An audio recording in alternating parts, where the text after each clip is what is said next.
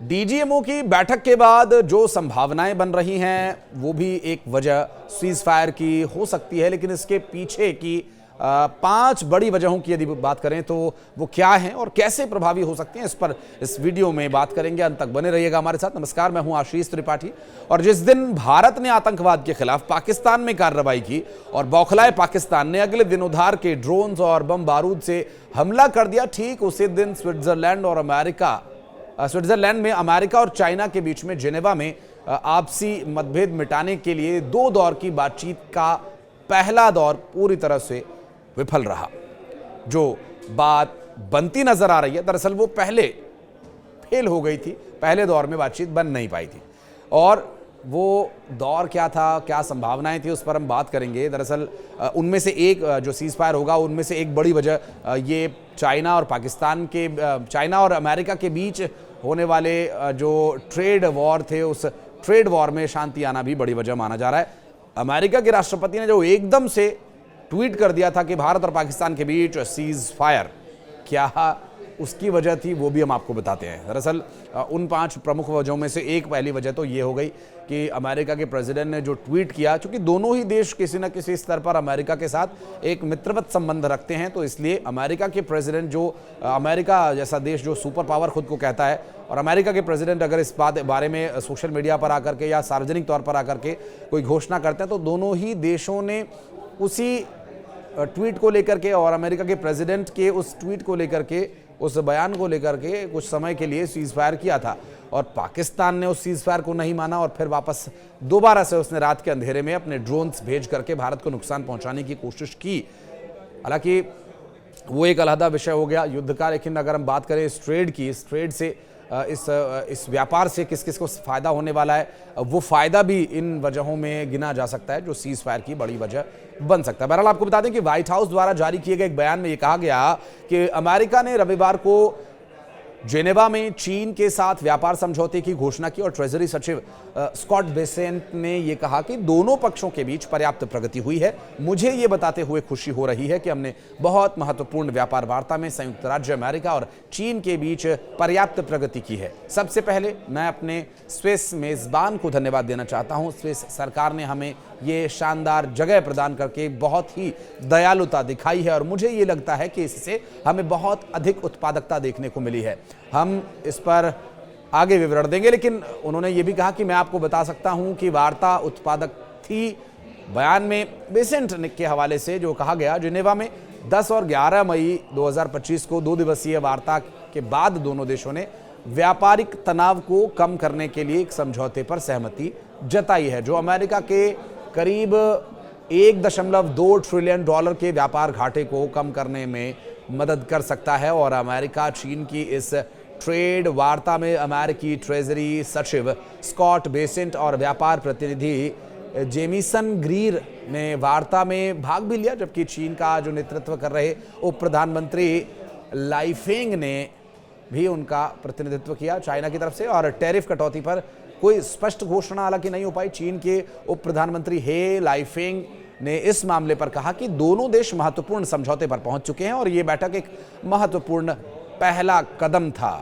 पहले अमेरिकी सरकार ने चीन पर भारी टैरिफ लगाना शुरू किया था, लेकिन जिनेवा में हुई ट्रेड वार्ता उस आपातकाल का जवाब देने की प्रशासन की योजना है। दोनों देशों के बीच हुई ट्रेड वार्ता में टैरिफ कम करने को लेकर कोई संकेत नहीं दिए गए। हालांकि अमेरिकी प्रेसिडेंट डोनाल्ड ट्रंप ने संकेत दिए हैं कि चीन पर लगाए गए 145% टैरिफ को कम करके 80% या फिर उससे नीचे लाया जा सकता है।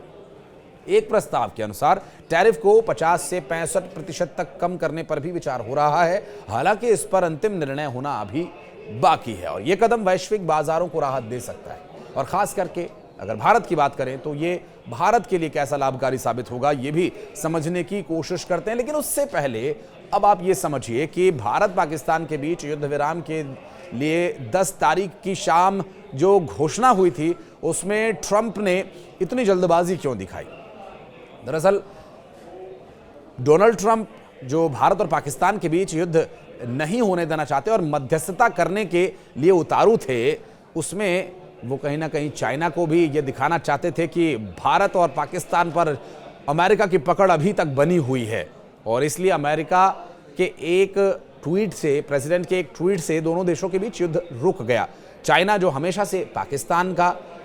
पीछे से समर्थक रहा है, वो बैक सपोर्ट करता रहा है पाकिस्तान को हमेशा से, तो उसको जाहिर सी बात है ये बात थोड़ी सी खटक सकती है और एक कूटनीतिक दबाव वो चाइना पर बनाने के लिए, चाइना पर प्रभाव डालने के लिए कामयाब हो जाता। और भारत के साथ अमेरिका की मित्रता अब जग जाहिर है और भारत पर किसी भी रूप में चाइना या अमेरिका दोनों ही अपने संबंधों को ख़राब नहीं करना चाहेंगे, क्योंकि दोनों ही, चाइना तो पोटेंशियल बाजार और अमेरिका क्या यहाँ पर देख रहा है वो हम आपको बताते हैं। दरअसल चाइना में इस वक्त अमेरिका का कई हज़ार क्या बल्कि लाखों करोड़ रुपया फंसा हुआ है, क्योंकि अमेरिका ने बहुत सारी यूनिट्स चाइना में लगाई हुई हैं। चाइना एप्पल के बहुत सारे प्रोडक्ट्स बनाता है, एप्पल के फ़ोन का जो बहुत बड़ा प्रोडक्शन है वो चाइना में ही होता है और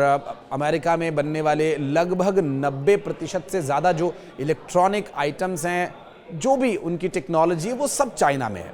और चाइना में ही उन सभी का निर्माण होता है। बहुत ही कम कॉस्ट पर उसका निर्माण किया जाता है और फिर उसे अमेरिका अपने देश में ले जा कर के बेचता है। और अमेरिका भारत को इसके एक पोटेंशियल बाज़ार के तौर पर या यूँ कहें कि प्रोडक्शन के लिए एक अच्छी जगह के तौर पर भारत को देख रहा है। ऐसे में वो ये दिखाना चाह रहा था अंतर्राष्ट्रीय स्तर पर और ख़ास करके चाइना को कि ठीक है, हम आपका जो टैरिफ है, जो हमारा आपका टैरिफ का जो युद्ध चल रहा है, हम उसको ज़रूर शांत करेंगे, लेकिन एक जो प्रभाव है कूटनीतिक स्तर पर वो दिखाने के लिए वहाँ पर उसने सोशल मीडिया पर ये पोस्ट किया कि भारत और पाकिस्तान के बीच सीज़ फायर। हालांकि उसी के 1 घंटे बाद पाकिस्तान ने उस सोशल मीडिया पोस्ट को बहुत ज़्यादा तरजीह नहीं दी और भारत पर उसने फिर से कार्रवाई करना शुरू कर दिया। भारत पर एक्शन लिया गया, भारत पर हमला किया गया, कायरतापूर्ण तरीके से ड्रोन से हमला किया गया। हालांकि भारत की तरफ से उसका पूरा माकूल मुंहतोड़ जवाब भी दिया गया और पाकिस्तान को बहुत बड़ा नुकसान उसके चलते हुआ है। और उसके बाद की स्थिति क्या रही वो भी आपको इस वीडियो में आगे बताएंगे। लेकिन पाकिस्तान को तो अमेरिका अपने ना तो बाज़ार के तौर पर ही और ना ही किसी उत्पाद यूनिट को, प्रोडक्शन को सोच करके अपने ख्यालों में रखेगा, क्योंकि यहाँ पर तो स्थिति यह हो चुकी है कि BLA पूरी तरह से इसको अशांत कर चुका है और बहुत सारी समस्याएं आंतरिक रूप से पाकिस्तान में हैं। भारत में हालांकि ये बहुत बड़ा ऑप्शन अमेरिका के लिए रहेगा, क्योंकि चाइना से नज़दीक ही उसको मिलेगा और भारत जैसा शांति प्रिय देश, तरक्की पसंद देश अमेरिका के साथ अगर इस मामले में आ जाता है तो इससे बढ़िया और क्या होगा। और भारत के लिए भी एक बहुत बड़ी उपलब्धि होगी। भारत के लिए ये बहुत ही लाभकारी साबित हो सकता है, क्योंकि भारत के पास एक बहुत बड़े स्तर पर एप्पल जैसी कंपनी को एक इन्वेस्टर, उसके एप्पल जैसी कंपनी के रूप में एक इन्वेस्टर भी मिल सकता है। तो ये 3 बड़े कारण जो सीज़ फायर के लिए बन सकते हैं। और चौथे बड़े कारण की यदि बात करें तो वो भारत और पाकिस्तान के बीच अब तक कभी ना हल होने वाला POK का मुद्दा रहा है, जिसके लिए मध्यस्थता तो कोई नहीं कर सकता। ये तो कानून ही भारत के तरफ से और पाकिस्तान की तरफ से बातचीत करके उस वक्त बनाया गया था कि इस मामले पर कोई देश मध्यस्थता नहीं करेगा। ऐसे में जब पाकिस्तान लगातार छद्म रूप से युद्ध कर रहा है, आतंकवाद को बढ़ावा दे रहा है, और भारत जो अपने जवाबी कार्रवाई में सिर्फ एक बात कह रहा है कि वो ये कह रहा है कि पाकिस्तान में या किसी भी देश में आतंकवाद को लेकर के हम कार्रवाई करेंगे, भारत में अशांति फैलाने वालों को हम बख्शेंगे नहीं। और अब भारत ने एक अडिग स्टैंड वो अपना तैयार कर लिया, वो है POK कि बिना अब कश्मीर के मुद्दे पर अब किसी मुद्दे पर बात नहीं होगी। तो वो सीज़ फायर यदि होता है तो भी दोनों देशों की तरफ से ये स्थिति बनी रहेगी, क्योंकि भारत POK चाहता है और भारत POK लेकर रहेगा, ये बात पहले ही स्पष्ट कर दी गई है। 5वीं और सबसे महत्वपूर्ण बात ये कि दोनों ही देश सीमाएं साझा करते हैं और बहुत बड़े स्तर पर, और दोनों देशों में यदि अशांति बनी रहती है तो वहाँ की राजनीतिक स्थिरता को प्रभाव पड़ेगा और यहाँ की भी स्थिरता को प्रभाव पड़ेगा। और वहाँ के देश का जो हाल है, पानी की कमी है, शिक्षा की कमी है, बहुत ज़्यादा महंगाई है, हद से ज़्यादा महंगाई है, और साथ ही जो वर्तमान परिस्थितियाँ वहाँ पर बनी हुई हैं, सेना और वहाँ की सरकार के बीच जो तालमेल की कमी है, तो उस तालमेल को बनाने के लिए पॉलिटिकल विल वहाँ के पॉलिटिशियंस को दिखानी होगी। और सरकार को अगर स्थिर रखना है तो अगर मुल्ला मुनीर वहाँ पर तख्ता पलट नहीं कर देते तब तक ये भी एक बड़ा कारण रहेगा। दोनों देशों के बीच सीज फायर को लेकर। आप इस बारे में यदि कुछ कहना चाहते हैं तो कमेंट सेक्शन में आपके लिए दरवाजे हमेशा खुले हैं, बताइएगा।